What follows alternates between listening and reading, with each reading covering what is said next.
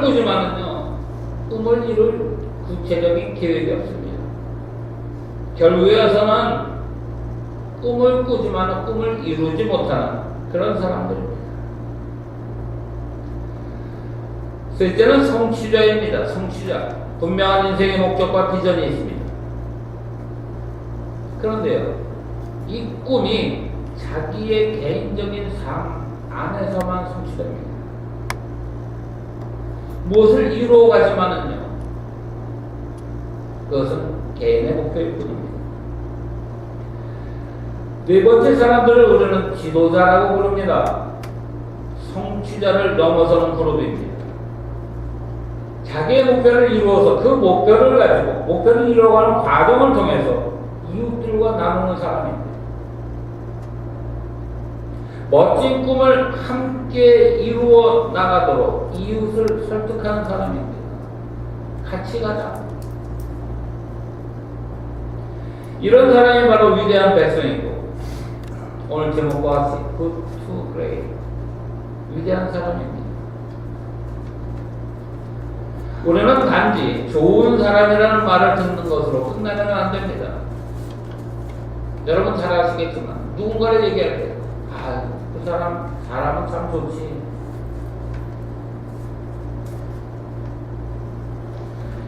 좋은 사람이 아니라 위대한 사람이 되어야 합니다. 교회도 마찬가지입니다. 교회는요, 그냥 편안한 교회가 하나님이 이 땅에 세우신 예수 그리스도를 머리로 하는 그 교회의 목표가 아닙니다. 이 땅에 있는 모든 교회들은요, 꿈을 가진 위대한 교회가 되어야 합니다. 우리 교회도요, 편안한 교회를 뛰어넘어서 영향력이 있는 교회로 발전해 나가야 됩니다. 그리고 이것이 오늘 우리가 꾸는 꿈이어야 됩니다. 하나님이 꿈꾸시는 그 꿈을 꾸고, 하나님이 꿈꾸시는 그 꿈을 이루고, 하나님이 꿈꾸시는 그 꿈을 이 땅에 펼쳐가는 사람, 이 땅에 펼쳐가는 교회, 이것이 위대한 사람이고 바로 위대한 교회입니다. 다른 말로 우리는 비전이 있냐 없냐로 판단을 합니다. 목회를 하면서 고민이요, 목사가 되어도 좋은 목사에서 멈춰서는 안 된다는 얘기입니다. 위대한 목사가 되는 꿈이 있어야 됩니다. 위대한 장로, 위대한 권수, 위대한 집사, 위대한 성도, 우리는 이런 꿈을 꿔야 됩니다. 공부를 하는 학생들도 마찬가지입니다. 공부의 목적은 졸업에 있는 것이 아닙니다.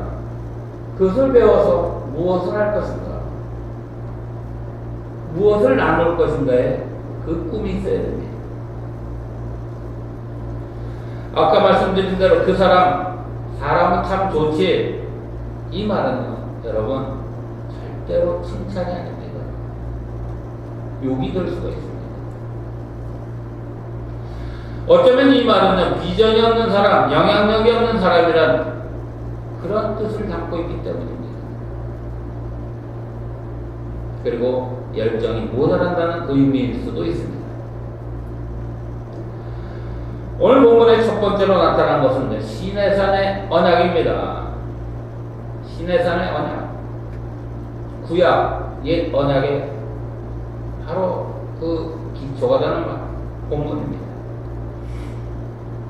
하나님은요, 그 작은 나라 이스라엘을 자신의 백성으로 삼기를 원하셨습니다. 그 작은 이스라엘을 위대한 민족으로, 위대한 백성으로 삼으시기를 원하셨습니다. 여기서 나오는 이스라엘은요, 예전에 있었던 한 나라만을 지칭하는 것이 아닙니다. 오늘날 교회 공동체, 오늘날 우리의 믿음의 가정, 그리고 구체적으로 한 성도의 표상이라고 할 수 있습니다. 이스라엘 백성이 애굽을 탈출한 지 3개월쯤 되었을 때 그들은 드디어 시내 광야에 도착하게 됩니다. 시나이 반도에 그 시내산을 얘기합니다. 하나님은 떠돌이 유랑민족, 480년 동안 종살이를 하던 민족, 아직도 노예 근성이 덕지덕지 붙어있는 이 이스라엘 족속을 택해서 위대한 백성을 만들고 싶어 하셨다는 얘기입니다. 하나님은 단순히 좋은 사람이 아니라 착한 민족이 아니라 영광스러운 비전을 가진 그런 민족이 되기를 바라셨다는 얘기입니다. 어떤 구약학자들은요, 구약성경 전체에서 제일 중요한 구절이 오늘 본문이라고 얘기를 합니다. 출애굽기 19장 1절로 6절입니다. 이곳은 바로 하나님과 이스라엘 백성이 언약을 체결하는 장소. 더 쉽게 얘기하면 결혼 예식을 거행한 장소이기 때문입니다. 그 장소가 바로 시내산입니다. 하나님과의 새로운 계약, 언약 관계가 성립되고 결혼 예식이 거행된 장소입니다. 다른 이름으로는요, 가끔 호렙산이라고 부르기도 합니다. 그리고 오늘날에는 제벨무사, 모세의 산이라 이렇게 부르고 있습니다. 어쨌든 시내산은요, 하나님과 이스라엘의 결혼 예식장이 된 곳입니다. 이 시내산 언약을 통해서, 이 예식을 통해서 이제 천덕꾸러기였던 백성이 하나님의 보물 같은 백성으로 바뀌었습니다. 오늘 본문에 나오는 내용을 보면요, 하나님의 소유, 백성, 제사장, 베드로 전체에 나온 그런 말씀과 동일합니다. 그런 바로 원형입니다. 오늘 본문에 보면 그런데요, 우리가 주의해야 될 동사들이 있는데 그게 뭐냐면 내가 너희를 그렇게 만들었다 말씀하지 않으시고 거룩한 백성이 되리라, 너희가 그렇게 되리라 미래형으로 표현하고 있다는 사실입니다. 교회도 마찬가지인데요, 내 교회를 세우리라 이렇게 기록되었습니다. 무슨 말이냐면 완성이 아니라 계속해서 그 과정을 가지고 나가야 될 우리의 사명이라는 얘기입니다. 주님이 오시는 그날까지 주님의 심장 속에 있는 그 교회를 향해서 나아가는 우리의 남아있는 과제입니다. 이 땅의 모든 교회들은 그 도상에 있는 공동체입니다. 사랑하는 여러분, 믿음의 사람, 그리스도인들에게는요, 영적인 시내산이 있어야 됩니다. 하나님과 예식을 맺었던 그 장소가 우리의 마음속에 있어야 한다는 얘기입니다. 하나님을 개인적으로 만났던 경험입니다. 내 인생의 주인, 내 삶의 주인 되시는 그분을 만났던 그 경험이 있어야 우리는 위대한 하나님의 백성이 될 수가 있습니다. 하나님과의 만남이 없이 내 가치관이 바뀌어지지 않습니다. 하나님과의 만남이 있어야 내 죄가 용서받고 천국의 백성으로 거듭나는 그러한 삶을 소유할 수가 있습니다. 두 번째로, 오늘 우리에게 주는 의미 있는 말씀 가운데 한 가지는 독수리의 날개로 업어라는 표현입니다. 하나님은 당신의 백성을 위대한 백성으로 만들어내십니다. 그 과정을 한마디로 요약하면 4절 후반절에 나오는 말씀인데요, 내가 어떻게 독수리의 날개로 너희를 업어 내게로 인도하였음을 너희가 보았느니라.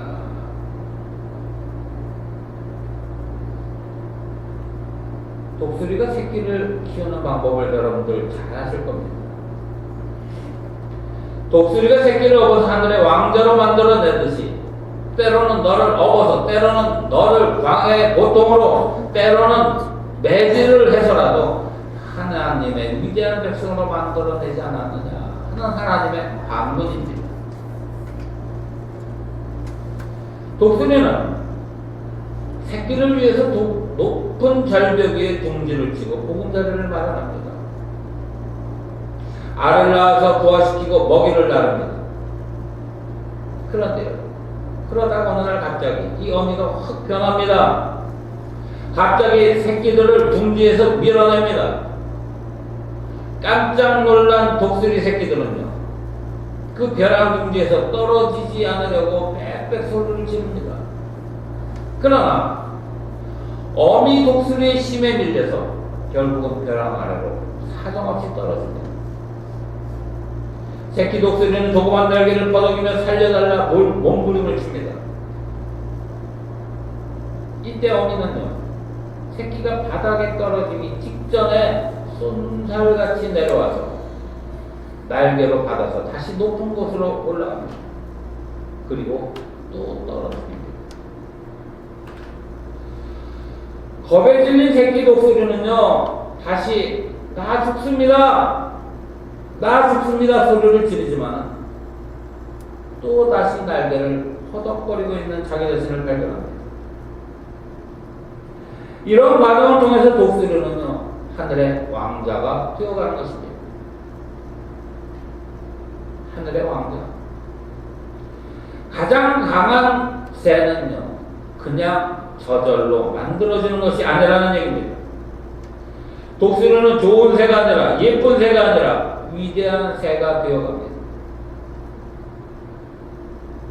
여기 독수리 새끼는요, 오늘 본문에 나오는 이 독수리 새끼는 바로 하나님의 백성, 성도들을 의미합니다. 신앙생활을 하다가 가끔 위기를 만날 때가 있습니다. 인생의 막다른 골목에 부딪힐 때도 있습니다. 하나님께 우는 소리를 냅니다. 나 살려주세요. 왜 내게만 이런 고통이, 왜 내게만 이런 억울한 일이, 왜 나에게만 이런 건강의 위기가 다가오는가? 하나님, 왜 내 자녀들에게만 이런 문제들이 생깁니까? 밤잠을 이루지 못하는, 가슴을 치면서 울부짖어야 되는 이 고통이 왜 나에게만 찾아온단 말입니까? 왜 그럴까요? 하나님이 그 복음 자리에서 나를 몰아내고 있는 이유가 무엇일까요? 나를 죽이기 위해서? 아닙니다. 이제는 어미가 물어다주는 그 먹이만 받아먹던 어린아이의 자리에서 나오라는 것입니다. 잘못된 가치관을 떨쳐버리라는 겁니다. 그리고 주의 자리에서 나오라는 얘기입니다. 더 나아가면요, 오늘 제목처럼 나 혼자 성공하고 나 혼자 행복한 자리에서 머물러 있지 말고 이제는 하나님의 위대한 백성으로 일어나라는 하나님의 음성입니다. 분명한 사실은요, 새끼를 벼랑에 집어 던지지만 어미 독수리는 절대로 그 새끼가 땅에 떨어져 죽게 내버려 두지 않습니다. 그것이 목적이 아니기 때문입니다. 하나님은요, 때로 우리를 위기와 고통 가운데 두시지만 하나님께서는 그 훈련을 통해서 우리를 더욱더 위대한 백성으로 만들고자 하신다는 얘기입니다.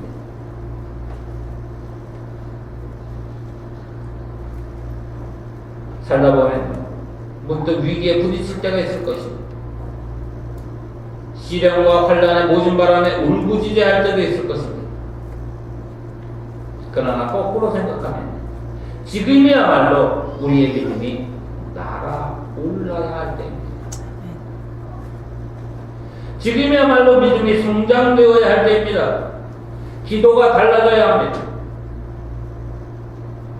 위대한 기도는 나를 위한 기도가 아니라 우리를 위한 기도이고 하나님의 뜻이 이루어지기를 위해 기도하는 것입니다. 한번 따라해 보겠습니다. 고난의 순간은 날개가 자라는 시간이다. 다시 한번 해볼까요? 고난의 시간은 날개가 자라는 시간이다. 그렇습니다. 우리에게 다가오는 고난의 시간들은요, 우리의 날개가 자라는 시간입니다. 마지막으로 오늘 본문에 위대한 백성에 대한 언급이 있습니다. 5절인데요. 너희는 내 소유가 될 것이다. 너희는 모든 민족 중에서 내 소유가 되겠고. 6절입니다. 너희가 내게 대하여 제사장 나라가 되며 거룩한 백성이 되리라. 너는 이 말을 이스라엘 자손에게 전할지니라. 하나님의 소유, 제사장의 나라, 거룩한 백성이 되리라. 너는 내 소유다. 무슨 얘기입니까? 이 말의 원래 뜻은요, 너는 내 소유, 너는 내 노예가 아니라 하나님 나라의 소중한 보물이라는 얘기입니다. 너는 이제 더 이상 애굽의 종이 아니라 하나님의 위대한 백성이라는 얘기입니다. 480년 동안 노예 근성이 덕지덕지 붙어 있었던 그 이스라엘 백성들에게 이제 애굽을 떠난 지 3개월 만에 과거의 그 허물을 벗고 하나님의 위대한 백성으로 거듭나라고 요구하시는 하나님의 명령입니다.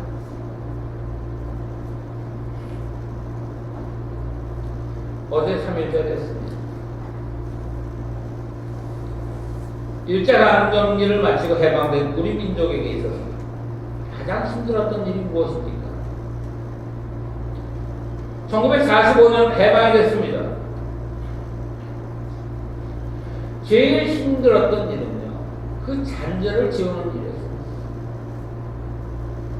이스라엘 백성들이 애굽의 노예 근성을 버리지 못했던 것처럼 사실은 일본 사람들이 한국 사람들을 가리켜서 조센징이라고 불렀지만 우리 스스로 조센징의 꼬리표를 떼는 일이 가장 중요한 일이었습니다.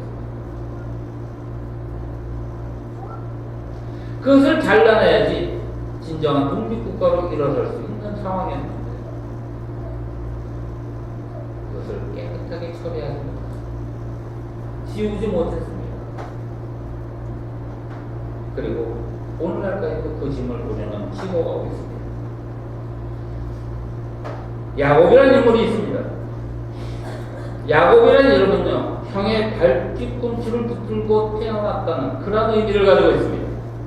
다른 말로 하면 딴지 거는 인생으로 태어났다는 얘기입니다. 남의 뒤꿈치를 잡았다, 발목을 잡았다, 태클을 걸어서 먹고 사는 인생입니다. 하나님은 그를 변화시키기 위해서 믿음의 조상을 만들기 위해서 먼 곳으로 보냅니다. 정말로 파란만장한 인생을 살았습니다. 성경에 나오는 많은 인물 가운데 야곱과 같이 이렇게 파란만장하게 살 사람이 있을까 싶을 정도로 정말 많은 고생을 했습니다.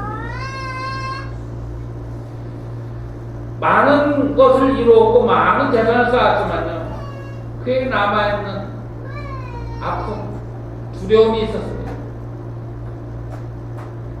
고향으로 돌아오는 길, 야복강 나루터에서 가족이 다 건너고 난 다음에 홀로 남게 되었습니다. 자기에게 아무것도 없습니다. 그날 야곱은 하나님의 사람과 철저하게 밤새 씨름을 합니다. 영적인 싸움을 했다는 얘기입니다. 하나님의 천사가 야곱의 환도뼈, 오늘날로 얘기하면 그 고관절뼈를 내리칩니다. 완전히 넉다운 되었습니다. 살려달라고 애원합니다. 그때 물으십니다. 네 이름이 무엇이냐? 야곱입니다. 야곱입니다. 야곱이 뭡니까? 딴지 거는 인생입니다. 형의 발목을 잡았던 사람입니다. 그때 하나님이 말씀하십니다. 이제부터 네 이름이 야곱이 아니라 이스라엘. 이제부터 내가 다스려주마, 내가 통치해주마, 내가 간섭해주마, 내가 도와주마, 내가 너와 함께 할 것이다. 야곱이라는 꼬리표가 잘라지고 난 이후에 그의 인생이 이스라엘로 바뀌게 됩니다. 그의 자녀들을 통해서 12지파 이스라엘 민족이 형성이 됩니다. 어제와는 다르게 온몸은 부서져서 절뚝거리면서 야복강을 건너갑니다. 그때 태양이 솟아오릅니다. 매일 아침마다 솟아오르던 태양이었는데 그날 솟아오르는 태양은요, 달랐습니다. 왜냐하면 이름이 바뀌고서 꼬리뼈를 떼어내고서 처음으로 만든 그런 태양이었기 때문입니다. 야곱은 그 태양을 가리켜 분이엘이라 부릅니다. 하나님의 얼굴이라는 뜻입니다. 분이엘. 내가 달라지고 내 존재가 달라지니까 세상이 달라졌다는 얘기입니다. 똑같은 태양이었지만요, 또 하루가 시작됐고 나는 괴로움의 시간이 아니라 하나님의 얼굴과 같은 그런 태양을 맞이하게 되었다는 겁니다. 태양이 달라졌으니까 내가 달라졌습니다.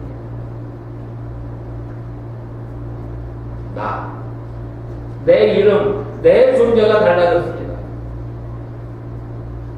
여러분, 내가 변해야지 세상이 변합니다. 내가 달라지면 온 세상이 달라져 보입니다. 여러분들 눈에 보이는, 여러분들이 얘기하는 그 세상은요, 어쩌면 여러분들 자신입니다.